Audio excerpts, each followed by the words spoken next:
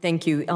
Mr. Butler, thank you very much for your testimony. In my younger years as a nurse in the Army, I was on the neurosurgery floor on Walter Reed on Ward 10 and turned a number of striker frames and worked with spinal cord injured veterans quite a bit, as did my husband, who is a nurse.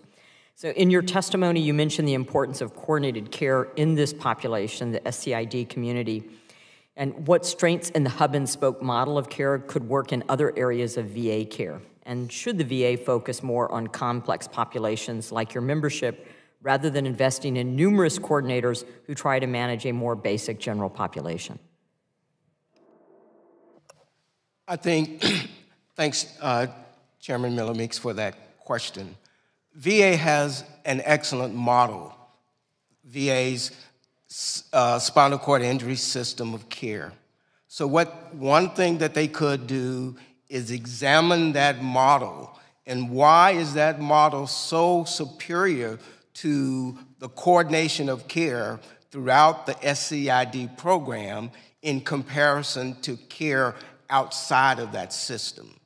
They may find that there's some uniqueness in the way the SCID care is delivered throughout that system that they can use throughout the entire VA healthcare system to gain some leverage in the coordination of care outside the SCID system of care.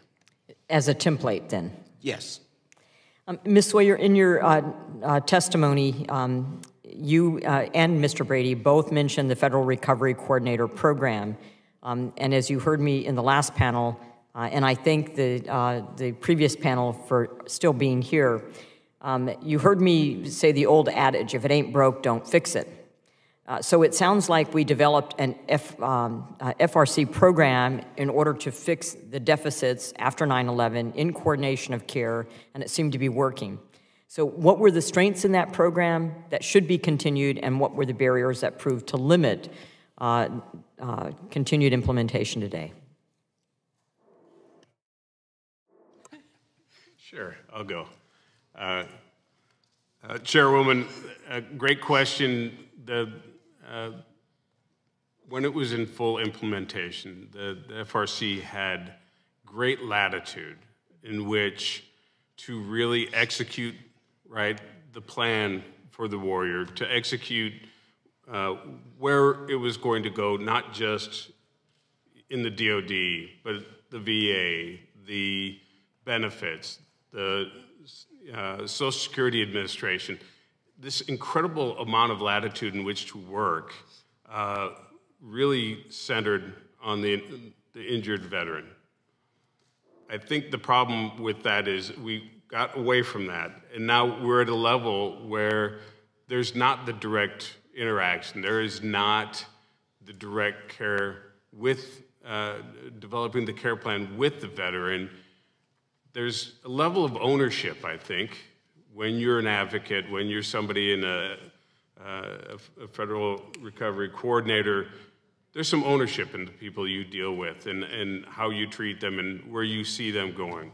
So I think that we've gotten to a point where there's much fewer, they're farther in between, and this may have been a consequence of, you know, obviously a drop in the amount of wounded veterans coming back. So that's what I would say. So it sounds like what you're saying is that we're going from a program that worked but had less wounded veterans coming back from war to now a bureaucracy-centered coordinator rather than a veteran-centered coordinator or case manager. Ms. Sawyer, you talk about seeing veterans with care managers who typically manage one clinic or one specific disease program, which is what I mentioned earlier.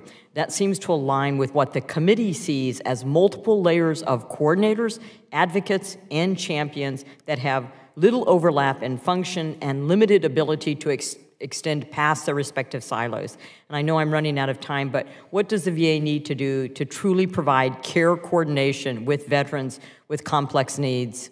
And then in writing, if the three of you could submit to the committee, are there any organizations outside of the VA, any health systems that you think do case management and care coordination especially well, if you could refer that to us. So I will be glad to do that. There are several that are out there. One of the things I wanted to respond to with that and with your question, we do see these very siloed case managers. And one of the reasons I said especially trained cadre is not because I think VA needs to add more employees. I do not. I think we need to realign the employees we have. I do agree with the VA when they stated that care managers are very single-focused and siloed, but what you need is a person who is trained to be able to look at all of those clinical needs together. And it is simply just so when I said a specially trained cadre, I simply mean that you take some of those people who are individually siloed and train them to be an across-the-board case manager to look at all of these individual care plans that each specialist puts in place, see where they overlap, see where they are contraindicated, and be able to weave those things out, give your family a single point of contact, and be accountable to see that each one of these plans and needs that the warrior has can do that, or they can be accountable for that and for helping manage that. But I also think it's important that that person be responsible for portraying to the VA what the veteran wants. And I feel like in this system, a lot of times,